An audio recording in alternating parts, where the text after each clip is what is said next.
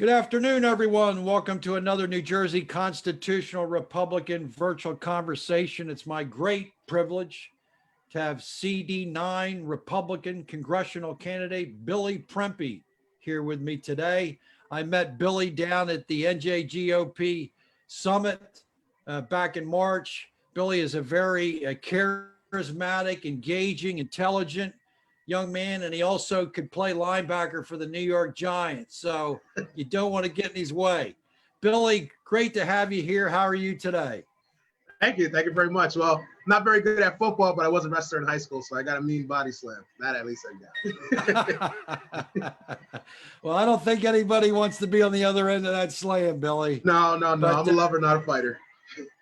Well, listen, it's great to have you here tonight, and give us an introduction. Give us a little bit of a bio about yourself, and tell us about Billy Prempeh, please. So my name is Billy Prempeh. I'm 30 years old. I'm a United States Air Force veteran, and I'm also a first-generation American. My parents, they came to this country in the in the late 1980s, I should say. Came in the late 1980s to give our family a much better life. We immigrated from Ghana in West Africa.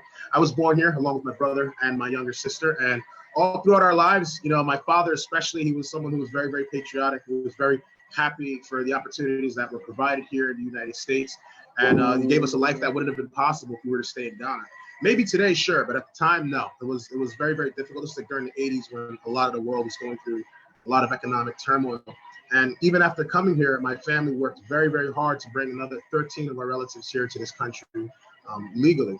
And after this, and seeing how my family was able to come up and have much of a better life, when I was about 18, I was 19 years old. When I was 19 years old, I enlisted in the United States Air Force, and I decided to serve my country. I was stationed at RAF Mildenhall, United Kingdom, and I worked doing 2 Alpha 6X, which is aerospace ground equipment maintenance. Essentially, I was a ground mechanic for the support equipment for aircrafts.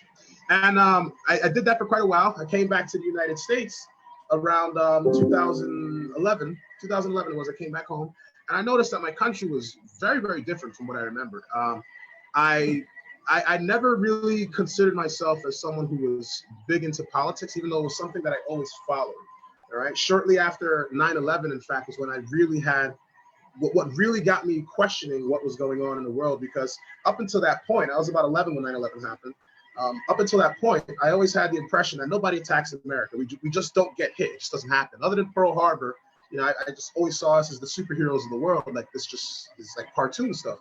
And on the second floor window of my home, I could see over to the New York skyline. I could just see smoke coming up, and I just couldn't wrap my head around that. And that really set an image in my mind where I've just been on this trail ever since, up until now, where I just wanted to get to the bottom of how could something like this have happened in the greatest country in the world, the most sophisticated military the world has ever seen.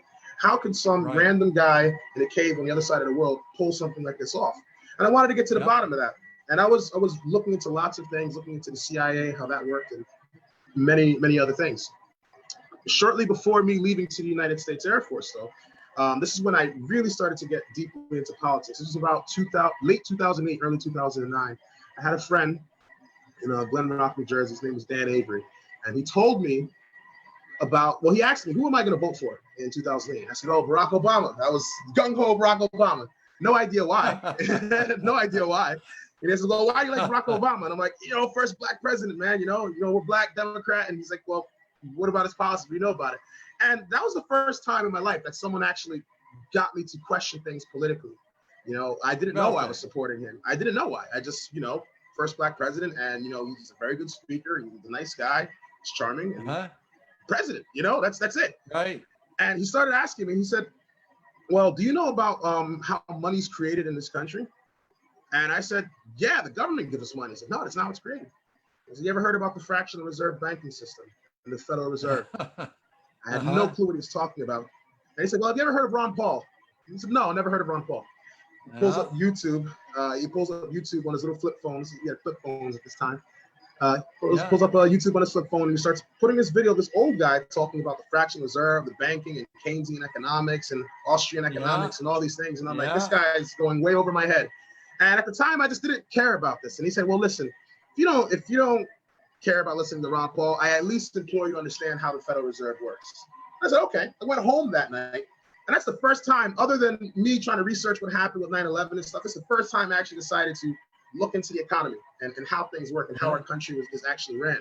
And that's when I found out that this country's been bankrupt since 1913. The fractional reserve bank, a private bank that's taking control of our country. And I said, wow, like all this stuff has been going on, and I had no clue. So then I started to go back to Ron Paul, and I started to listen to, I actually took the time to sit down and listen to him, and he wasn't this boring old guy anymore. I was like, this guy is speaking very rational sense. Literally all the problems that our country is facing right now is because our country's bankrupt. We're going to war, fighting in foreign countries to prop up the petrodollar system and so much more. And we're only doing this to pay off the debt that's owed to the Fractional Reserve Bank, which is a private bank that's taking control of the United States. So no matter how much you raise taxes, or no matter how much you try and balance the budget, no matter what you do, you're never going to pay off that debt. If you pay off all the debt, there wouldn't be a single dollar in circulation. It's just not going to work. And when I started to realize, it completely shifted my perspective.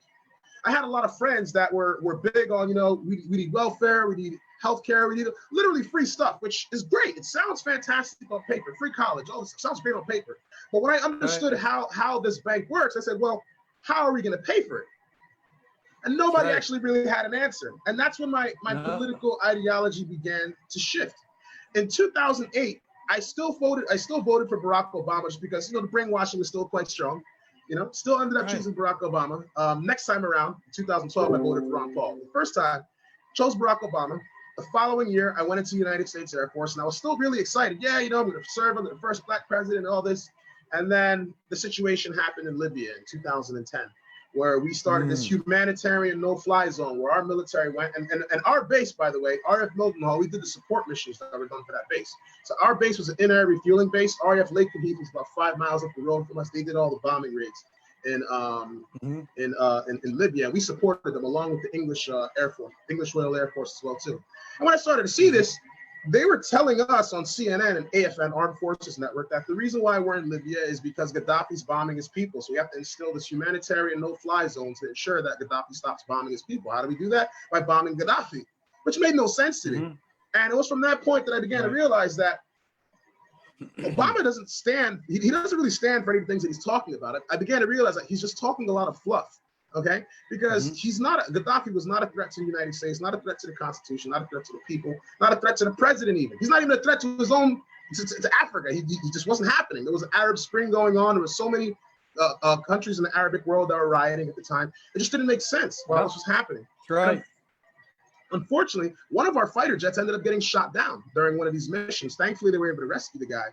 But it got me to realize that everything that I thought, and up until this point, I thought it was all conspiracy, like the petrodollar, OPEC, and how Saudi Arabia controls a lot. I thought this was all conspiracy until I saw it, because I said, wait a minute, none of this makes any sense. We went into Libya, we destroyed Libya, the closest thing to a first world nation in Africa. First thing we did is we seized all the oil fields. We let the country basically fall apart.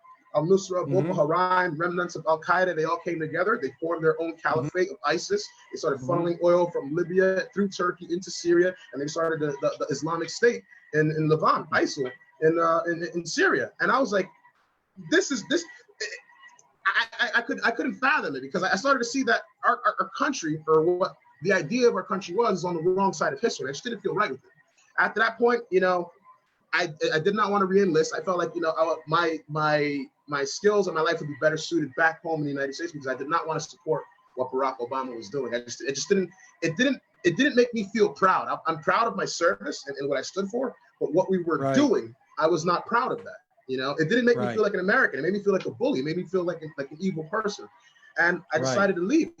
And when I came home, this is what really shocked me, because I had culture shock when I came to England, and I got culture shock when I came back to the United States. When I went to England, within the first week, I understood why we started our own revolution and shocked these guys. Like, I didn't like it over there. Everything's extremely expensive. There's taxes on everything.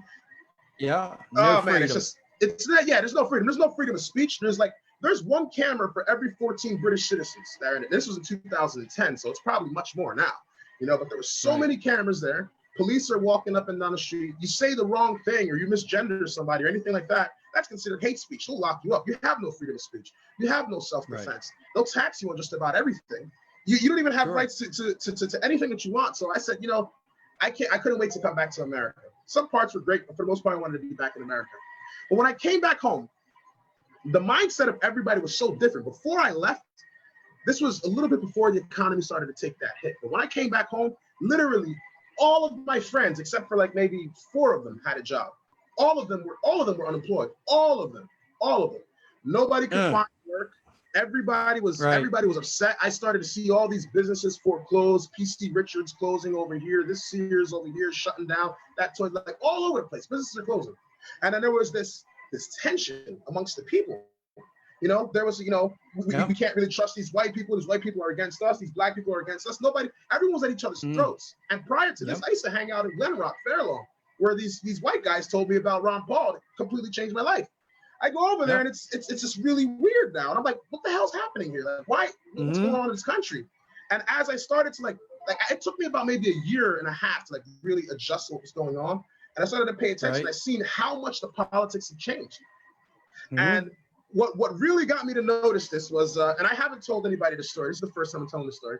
When I came back, I started working at John F. Kennedy Airport in New York, doing the same thing I did in the Air Force.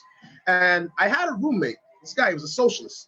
At this point, I had no idea what socialism was. His name was Nick. I'm not going to say his last name, but his name was Nick. And I lived with him in New York. And this guy was gung-ho. Like, he had a huge library of just Karl Marx, Lenin, all this stuff. He was really big into the socialist flag, and I had no idea.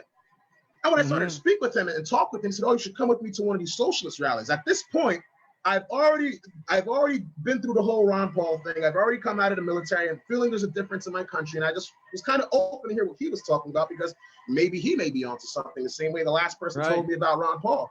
So I go to this socialist meeting. They had this in this church. It was about maybe 300 people in New York City, in Brooklyn, right?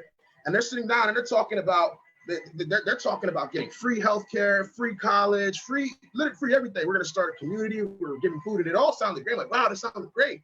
But when I started walking around asking people, well, how are we going to afford this? How are we going to pay for this? Well, we'll tax the rich. And this is around the Occupy Wall Street time, and like everybody's rioting against Wall Street and stuff.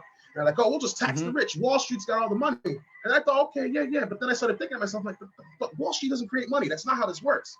And as time progressed, it just seemed people were becoming more and more ignorant to what's really happening in this country, how the economy is actually working. And it was a lot of the young people that feel disenfranchised and lost. They're drowning in college debt. They can't afford to get school or anything like that. So of course, someone comes along and says, "I'll give you everything for free." You're gonna jump on that like white on rice. You're gonna be all over that kind of stuff, Right. And the second, but it's deception.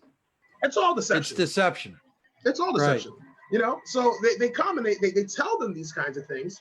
And then when people jump on board and they think it's this whole utopia thing, they end up bringing the rest of the world down and everybody else with it, but they don't see it. So one of the most important things that I see is, and this is just from the facts that I've been looking at in the numbers, the next generation, the people that are in my generation, the millennials and the generation after us, Generation Z, right now the millennials, they're about to be the next largest voting bloc. A lot of the boomers are passing away, or they're just not coming out to vote anymore. A lot of millennials are the ones that are voting here. And if all of them are voting socialism, and most of these people have no clue who the first 5 presidents of the United States were. They don't even know the first 5 amendments of the Constitution. They have no clue what they're talking about. You ask the average person, why did we fight what happened July 4th, 1776? They wouldn't have a clue. It's like, oh, we launched fireworks. Someone actually told me this on the 4th of July. Yeah. They've got no clue. You're right. I know. They've got no clue. Billy, I want to go over your website, and I want to direct the people to the website. Billy, now what is the address for the website? And I'm going to list this once we share the video. What's your website? Because I want people to go to the website and read the issues that you're discussing, and I want to talk about a few of them. With your introduction, it's obvious to everyone who's listening of your enthusiasm, your excitement. And what's very, very interesting, and we're going to talk about this with the first issue that you list on the website, which is your immigration policy. Now, being a first-generation American, you are very similar to the founders, to the attitude and the excitement that the founders had about this country. And this is what we need from a representative to remind us of. You're excited about learning about the Constitution. You're excited about learning about free market economics and Austrian economic theory. and learning about Hayek and Rothbard and Ludwig von Mises and all of these men who understood Right. what good economics are.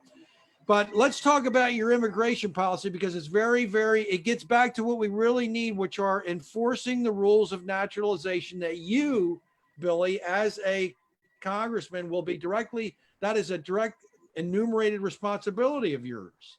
And your parents did it the right way. They did everything they were supposed to do, and they came here legally. So talk to us about your immigration policy to start. And that's what the first issue you have listed. So in regards to immigration, I'm a very firm believer that we have to have strict immigration laws in this country. Everywhere in the world has strict immigration laws. If I sneak into Canada and I get caught, I'm getting arrested. I sneak into Mexico and I get caught, I'm getting arrested. United States, you sneak into America, you get arrested, you get a trial date, and before you were getting released, now that's no longer happening anymore. Before, people just get out, released, and they're free to go wherever they want in this country. It doesn't benefit anybody. You see, the excuse that a lot of people make is like, well, they're poor in their country, they're having a hard time in their country, so they come here. It's like, so they're coming here for economic reasons. I'm a firm believer where, like, if you can't afford to come here the right way, then you're better suited helping rebuild your own country at home and making your country better. There's no benefit of you're especially the young, able-bodied men. Like you see what's going on in Europe right now. There's hundreds of thousands of migrants that are coming on these boats right now that are younger than me, some of them. Young, strong people with ideas that you're better suited fixing your country and getting it back to where it needs to be than coming to another country and saying, hey, I'm just gonna come here because the money's here. It doesn't work that way. To make matters worse, you can't fix the global poverty problem by just importing poverty. At the end of the day, you give it a couple of decades, we're all going to be poor. It's not going to work out that way. We can only sustain so much. You know, people, they'll come to the border and say, hey, well, listen, we need to seek asylum because of such and such going on. Let's take the El Salvador situation. They got MS-13, Nava Salvatrucha walking around, killing a bunch of people. It's a really dangerous place. That's true. Mexico is a very safe country. In a lot of places, Mexico's not this big, dangerous place that we think. There's a lot of safe places in Mexico. There's a lot of safe places in Colombia, Argentina, Panama, Belize, all these places. But they want to come all the way to the United States for economic reasons. The problem that I have with that is my parents came to this country for economic reasons too. They saved up. Well, first they went to England, worked really hard, saved up. And the reason why they were able to go to England, this is a question a lot of people ask me, is, well, how were they able to go to England if they didn't really have too much money? Ghana was colonized by the English. Okay, so at that time, it was a very streamlined process to become a citizen. The same way a lot of people in Haiti are dual citizen in France. The same thing was going on in Ghana. So my parents went to England, and the economy was horrible at this time. This is like Margaret Thatcher's era, you know. And she was like during the rebuilding period, I should say. Went to England, worked really, really hard. And she met my father there. They saved up the equivalent of about 20, 30,000 in today's money. Came here to the United States. And then they put a down payment and they were able to get a house and live here. They did everything the right way. Over the course of 16 years, my parents brought 13 of my relatives here, each and every one of them legally, each and every one of them swearing an oath, each and every one of them doing their paperwork, getting checked out, getting background checks, doing it the right way. Yes. Because if it doesn't make any sense to me that we can just let people into our country and have no idea who they are. You're not going to let somebody into your house and not know who they are. You know, that's the reason why we have this process. We want to know that you are who you say you are and you're doing things legitimately. Not just that. Right. If you're gonna come in here the right way, I want to ensure that you're coming here for America. You're coming here because you want to make the country better. You're not just here to come here working and I'm out of here. That's the problem that we've got. So one thing that I want to do is I also realize that the immigration problem is very bad in this country. We have to fix it. And I believe it's been broken on purpose to allow this discontent inside of this country. First things first, we have to secure the border before anything can get done. That's just a fact. You go back 8 to 10 years ago, every single Democrat wanted to fix the border. They wanted to build the border wall. The second the president comes in, nobody wants the border. No, we got to have the borders wide open, right? Literally everything he says, they want the opposite. We secure that border. The next thing that needs to happen is we need to streamline our immigration process because it does take a long time. I've seen it. I've seen it happen 13 times. It takes a very long time to get people to the United States. In my opinion, what we could do to resolve that is maybe hire more judges. I wouldn't say make the process easier. I would say keep the way it is, get more judges so that a lot of these processes can get done much more effectively and more efficiently. We need to get more judges to help deal with this immigration situation. And we need to, and on top of that, a third situation, which is one of the biggest issues. And at first, I didn't really agree with the president when he wanted to do amnesty for the dreamers, right? At first I didn't agree with him, but then I also understand that, look, these kids didn't come here legally, right? It's not their fault. They didn't have a choice. They didn't have a say in that. Like, how do you tell a child who's been here from the age of 3, who doesn't even know anything about their home country, they're practically an American, this kid, and tell them you got to get out of here and go somewhere else? This is all you know. You know what I mean? It's not really that kid's fault, so I understand that. And the president offered a deal, and it's the same immigration policy that I support. I think it's a good idea. I believe that, look, if you're a child and you're in this country now, only the children should be able to get American citizenship, under the condition that you're not able to sponsor anybody into this country. A lot of people say that that's unfair. I don't believe it's unfair, because at the end of the day, you could just be deported. And that's very rash. It's very messed up to do. You could just be deported. But at the end of the day, it wasn't your fault. You could be an American, but you shouldn't reward a crime that was committed by your parents to allow more chain migration. Because if that's the case, that process will just continue. But I also believe that we can't give these kids a path to citizenship until we secure this border and we actually fix up our immigration process. Once we've got it all secured, we've got it locked up properly, and we're able to process the people that are already here, now we can start bringing people in through a process where we know who's who, what they're doing, and work on the people that want to come here the right way. So in a nutshell, that's my idea.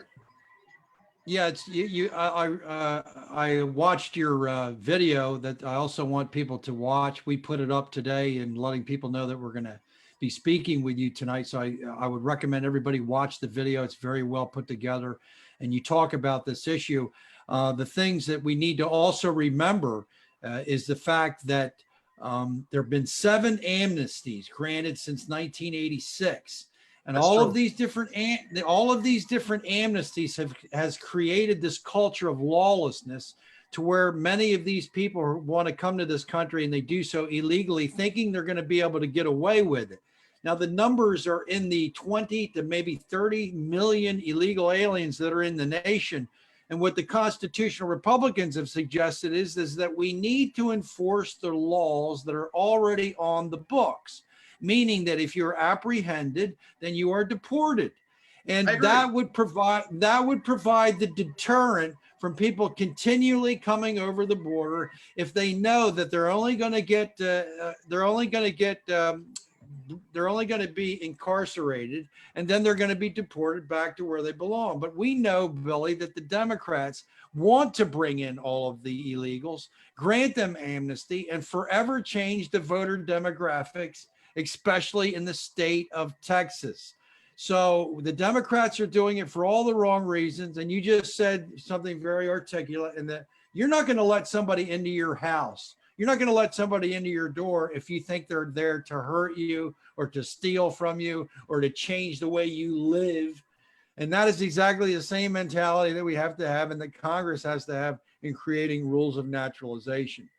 I agree. No, go ahead. Let me move on to another topic. Of course, this is just an introductory interview we're doing. We're going to have you back. I'd like to bring you back a couple of more, at least 3 or 4 times before the election. But I want to touch on something that's very important to the constitutional Republican movement, and that is the subject of life, and unborn lives matter. And that is the fact, when you put in your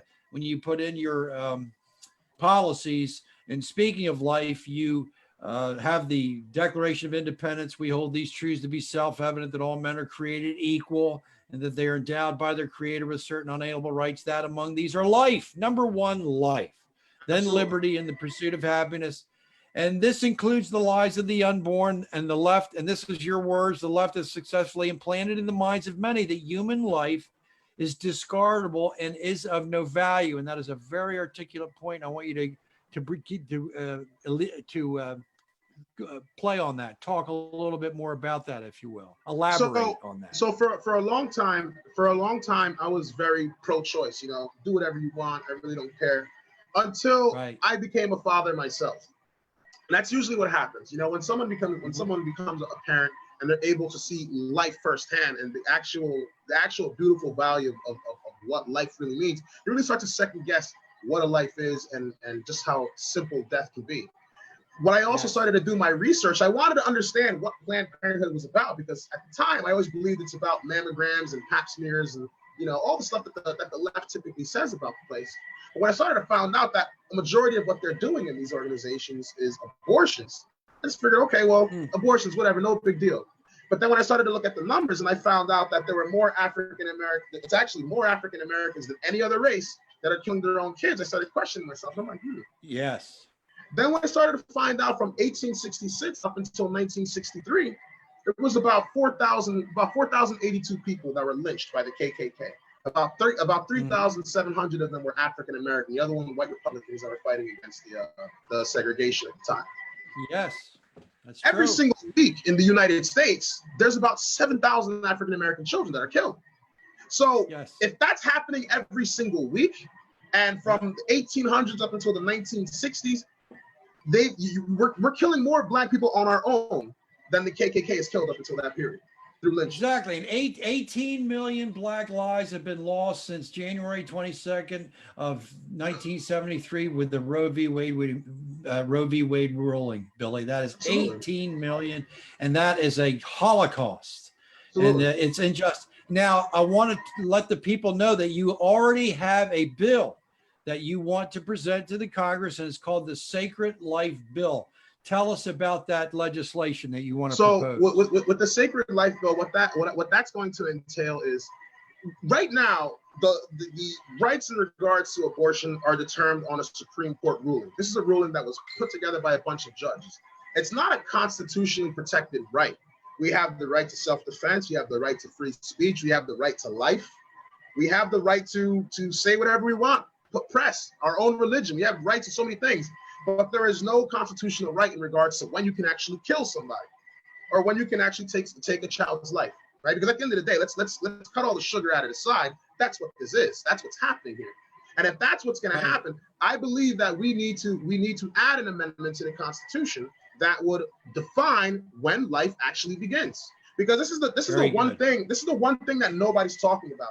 And this is a good idea that was brought to my attention by a good friend of mine, Bob, who brought it to my attention. I believe it makes sense, because I can sit here and say, oh, you can't kill your child, whatever. But that's debatable, whatever anybody wants to believe. But at the end of the day, nobody can agree on when life actually begins. I believe it begins at the moment of conception. This is my belief. That's right. Right? That's There's right. people that believe, oh, it's just a bunch of cells until 4 weeks or until a heartbeat or whatever the case may be. Okay. So if you want to have that argument, you want to have that discussion, let's make an actual bill, or let's actually make a constitutionally recognized moment at when life actually begins. Once we're able to determine that, okay, fine. You guys want to go out and you want to go and do an abortion? Fine, that's on you. But then it comes with a catch. The catch is this. Because if a woman wants to have an abortion, the man or the father literally has no say whatsoever, because her body, her choice, right? Okay. Yeah. If that's what they want to do, and I think this is totally fair, if a woman is able to get the rights, and I'm not encouraging people being deadbeats here, I'm just playing tit for tat here. If a woman wants to be able to kill her child at will, then the father should be able to leave that child on its own at will. As messed up as that is. Because if someone can go and kill a child, how is that any different from someone abandoning a child? You see, so it's like if you want to be able to terminate a child without any say, and the man or husband can't have any say at all, then you shouldn't have any say in what he does with his life and his body and what he wants to do, whether he wants to be a father or not. Right. And if we want to go that Billy route, too. Right. And Billy, it's important to know that the Roe v. Wade decision never took into consideration the viability of the life of the child. Absolutely. Or when the child's life began. Now, and this is when they came up with the ridiculous trimester program. But the fact is that all of us were born at conception. We became human beings at conception. We were no less a human being at the moment of conception than we were the moment that we left our mother's womb and we were born. But the Supreme Court needs to rule on when life begins, which should be at conception, and then leave it to the states to decide the extenuating circumstances and some of the different conditions that may exist. That's originally what the states were permitted to do until this unjust ruling in Roe v. Wade. But what's important is that as Republicans, we believe in the Declaration of Independence. We believe in the God-given right of life. And we know that the child needs to be given equal protection of the law and be given due process, as the 14th Amendment talks about, which is indeed a Republican amendment and an amendment that was created to protect Black Americans who were freed from the Absolutely. I abomination was waiting for you to say of that. slavery. I was waiting for you to say that. And what's so encouraging, Billy, about your candidacy is that you are essentially a throwback to the original initial Republicans that we talk about all the time as being needed to be restored within the Republican Party. Frederick Douglass Republicans, if you will, initial Republicans who understood the importance of law and order and understood the importance of equality of opportunity and equality of all people before the law. Everyone needs to be treated equally. The Democrats are all about racial politics, sectarian division, special interest groups. We as Republicans, and what you're talking about, you want to represent all of the people of CD9, not just the public unions, not just the women, not just this particular group or that particular group. You want to represent all of your citizens equally. Absolutely. And that's what sets you apart as a representative. Yeah, because you see, one of the strategies that's really implemented by the left is the whole divide and conquer strategy. We're going to appeal to the gays, we're going to appeal to the blacks, appeal to the Spanish, appeal to the trans, appeal to all these little individual groups. I appeal to Americans, okay? I appeal to Americans. You live in this country, you're a citizen, I appeal to you. You are my guy. You are my woman. You're my person. You're the person I want to roll with, okay? I don't care what you do on your personal time. So long as you're not harming anybody, I don't care what you do on your personal time, all right? I'm here to represent you. I don't care what your beliefs are. I'm going to support your beliefs, even if I don't agree with them, okay? The left, on the other hand, there's this us versus them kind of dynamic that has to be created in order for them to control. There has to be an enemy. It's similar to the tactics that Lenin used when he was taking over Russia. You know, there has to be the proletariats. Right, exactly. It's got to be the proletariats versus the bourgeois. You know, it's got to be. That's it. And they're literally repeating the exact same thing today. And a lot of the people that I see out, you know, protesting for numerous things, whatever it be, whether it's Black Lives Matter or, you know, free welfare, whatever the case may be, it's $1,000 a month from Andrew Yang, whatever kind of socialist programs it is, a lot of them are just they carry themselves like automatons. They just repeat things, you know, no justice, no peace, or this or that, or we want freedom, whatever the case may be. And when you question these people, like, how do we get this done? Because I genuinely want to know, how do we get this done? What do we do? How can we move it forward? You know, oh, you're a Republican, I don't want to talk to you, or they have no answer. They don't even want to express it or share it with you. So these are the people that Lenin during the Bolshevik Revolution referred to as the useful idiots. They're the same people that are happening today. And it's not to be an insult. It's not to be an insult. It's like, listen, one of the spearheads of Marxism, these are his own words. And what people don't realize is they're doing the exact same thing. They're creating this us versus them dynamic. They're following a specific path. They can't explain or rationalize the things that they believe, but they'll force it down your throat anyway. To the point where you go on college campuses, you can't even have open discussion anymore. There'll be about 45 Antifa people in the back shouting and raising signs and doing all kinds of stuff to try and stifle your free speech and call you a fascist. How ironic. Yeah. Yeah, that's what they are. There's no question about it, Billy. And listen, Bill, we've come to the end of our time, but I want to tell you, keep the enthusiasm going. Let's get your information out there. We need all the people watching tonight. Please share the video. We've gotten to know Billy a little bit better. I want to have you back on, Billy, in a couple of weeks. I'll contact you about that. You need to get, all New Jersey Republicans need to get behind Billy and his candidacy up there. And anything that we can do to help him, contact his campaign. He has a tremendous amount of enthusiasm. He's talking about Republican principles. He was just talking about the division and the tyranny from the left. Well, as Republicans, Billy, we believe in liberty and union. We believe in a plebeius union. We believe in everyone congregating around the idea of freedom and liberty and justice for all. So Thank you very much. And is there anything you'd like to say as we conclude the program? Yeah, so there's a lot, like JR was saying earlier today, I did an entire video on my website. If you go to www.billy2020nj/issues, you can read about some of my policies and the issues that I support, as well as the video format as well too, where I go and break down some of my ideas in more detail. If you want to learn more about me and follow the journey, you can find me on Instagram, at some guy named Bill on Facebook and Twitter. You can find me under Billy Prempeh, and I'm always very available. My phone number is on the website. If you have any questions, you want to pick my brain, or you've got an idea that you think would be good for me to propose to Congress or put out there and just kind of spread the word, reach out to me. Give me a phone call. I'm always accessible. You can send me an email, and I'm always willing to work with you guys. If you want to donate to the campaign and really help the campaign, because I'm going up against a big machine here. I'm going up against Bill Pascrell. This guy's got the whole Democrat machine behind him, and I want to really make a big difference here, but I cannot do that. I cannot do that with just speaking. I also need your help. I need you to help me make this work. So if you'd like to make a donation, go to billy2020nj.com/donate. Outstanding, Billy. Thank you so much tonight for joining us. It was an invigorating conversation. Keep that enthusiasm and that will to succeed and will to win. We're going to do all we can to help you, and we'll see you in a couple of weeks. And Billy, let's keep preaching the message. Let's keep preaching the initial Republican message: liberty and justice for all. For all. Thank you. Thank you very much, Billy. Talk to you soon. JR. Thanks for having me. Share the video, folks. Thank you very much. Take care.